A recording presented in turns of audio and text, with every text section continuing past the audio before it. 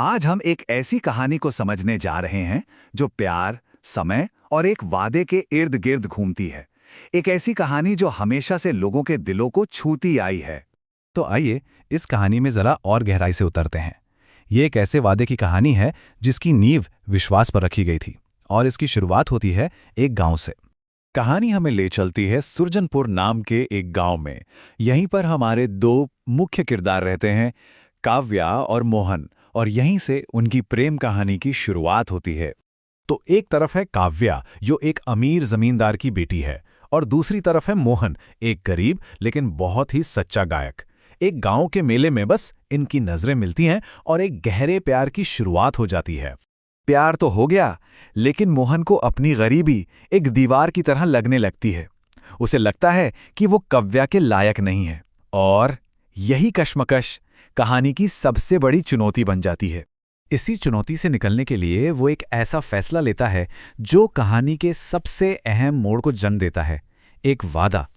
मोहन ये तय करता है कि वो खुद को साबित करने के लिए गांव छोड़कर जाएगा, और इसके लिए वो वक्त तय करता है पूरे 6 साल का। और यही वो 6 साल का वादा है जो इस पूरी कहानी की नींव बनता है। काव्या के पास आंसुओं के साथ इंतजार करने के अलावा कोई और रास्ता नहीं था, और इसी पल उनकी किस्मत एक दूसरे से बंध जाती है। तो मोहन अपने सफर पर निकल पड़ता है, लेकिन यह सफर इतना आसान नहीं था। असल में किस्मत तो पहले ही कदम पर उसकी परीक्षा लेने के लिए तैयार थी। सफर में ही उसे मिलता है धोखा। अर्जुन, जो खुद काव्या से प्यार करता था, एक खतरनाक जंगल में डाकुओं के हमले के बीच उसे अकेला मरने के लिए छोड़ देता है।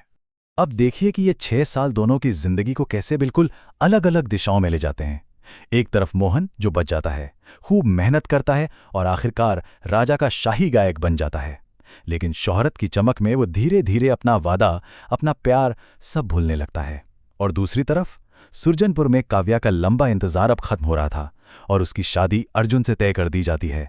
ठीक जब 6 साल पूरे होने ही वाले थे, एक छोटी सी धुन, एक जानी पहचानी आवाज सब कुछ पलट कर रख देती है, और कहानी अपने सबसे रोमांचक मोड़ पर पहुंच जाती है। एक दिन अचानक मोहन के कानों में वही धुन पड़ती है जो काव्या अक्सर गुनगुनाती थी, और बस एक झटके में उसे सब कुछ याद आ जाता है।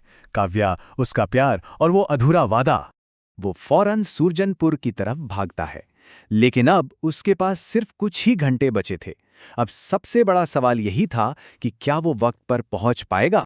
इस मुश्किल सफर में उसे एक साधु मिलता है जो उसे हौसला देता है, और एक तेज घोड़ा भी।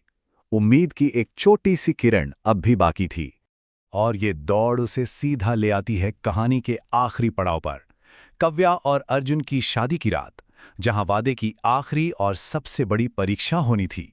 मोहन ठीक वक्त पर शादी में पहुंचता है और गाना शुरू कर देता है।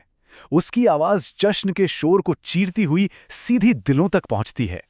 काव्या अपनी जगह पर जम जाती है। वो उस आवाज को पहचान लेती है।